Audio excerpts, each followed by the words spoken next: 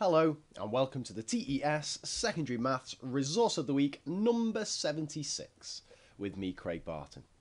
Now, once again, I'm going to open this video by saying I absolutely love this resource, and I suppose that's pretty obvious, or I wouldn't have chosen it for Resource of the Week, but I hope you'll agree with me that this is something quite special. It's a resource on airing perimeter, and if I say straight away that it's to do with kind of tiling a house, carpeting and wallpapering, you're probably thinking, oh, I've seen resources like this before. And you're absolutely right, and there are some wonderful resources out there about students looking through catalogues and compiling stuff and working out the costs of things and all that. And I've used them many times myself, with mixed levels of success, if I'm entirely honest with you. I often find some students get a load out of it, but I don't know if you've ever been in this situation that I have. That as soon as you start giving students too much choice over carpets, wallpaper and all that, the discussion becomes more about what colour of flipping wallpaper they're getting and what style of carpet, and next thing, DHS catalogues out and it's all kicking off. And whenever the conversation is more about whether beige is better than peach, you know, we've got issues.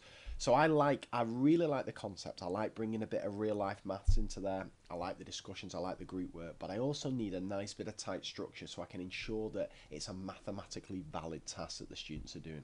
And that's why I particularly love this resource. It's been uploaded by Pebsy, I hope I'm saying that right, because it's a nice, tight, efficient, but still engaging resource. So it consists of a PowerPoint, a kind of task sheet, and then a crib sheet as well. So let's look at the task itself, and then let's have a little talk through this. So very simple. There's your kind of project instructions. But here's the first thing I really like about that. Because again, this is the other thing I found about group work, that you always get some kid who's going to take the lead and you get someone else who's going to sit off a little bit. But here, maybe adopting a bit of a Kagan approach, although I have mixed feelings about that. In groups of 4, students have each been given a pre-designed role. So project leader, but then you get somebody who's in charge of taking perimeter measurements, somebody who's in charge of area measurements, and somebody who gets the quote for the entire job. So that's quite a nice way of just dividing it up there. And it's good because there's 2 different houses that the students need to look at, so they can switch roles between each house if you feel they need to. And if you don't want to go down that route, if you want to get them in pairs and just work in however they want, that's absolutely fine as well. So there's the kind of overview of the project, and it gives them all the information that they need as well. And this is quite nice as well. A little bit of practice of rounding, got to be rounded to 2dp. And here we've got a nice bit of percentage work as well, to add 15% material cost for labour. Now again, you can differentiate this however you want. If you want to make that easier, make that 10%, or just scrap that all together. That's absolutely fine, and the task lends itself nicely to that. And then you get some instructions here about the specification of what needs doing to all the different houses, all the different costs that are happening here. And this is quite nice as well, all little special instructions. And again, these can be added to or taken off, and depending on how you want to differentiate it, perhaps for your entire class or even for different groups. And once again, here's what I particularly like about this, is here's the structure. And this is where I think similar tasks lack a little bit. There's your job sheet for house 1. With the first bit done, and obviously you can take the kids through this if you want, and it's the students' jobs to fill out the rest of this. But then when they get to house 2, notice the difference there.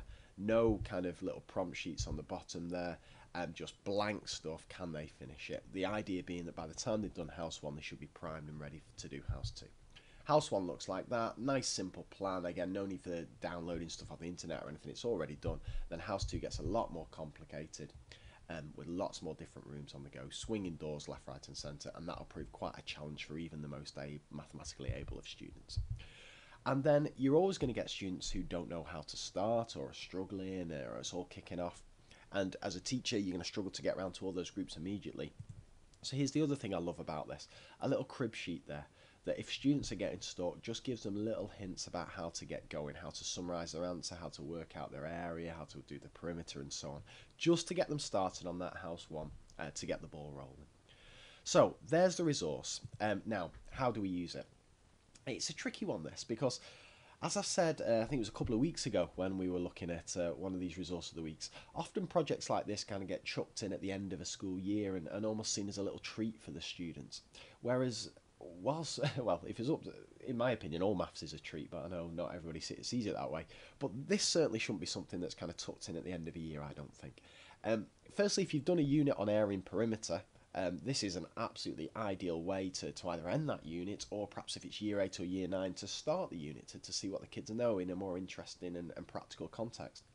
Or, again, as I was saying a couple of weeks ago, in our schema work, we have space where if a teacher and a class finish a topic early, then instead of moving on to the next one, because we want everybody moving on at the same time, if you've got a couple of lessons spare, you're free to do any rich activity that you like. So even if you're not doing area and perimeter, chuck this one into the mix for a couple of lessons. It'll keep those important skills ticking over in the students' minds, and it'll just give them a different rich learning experience.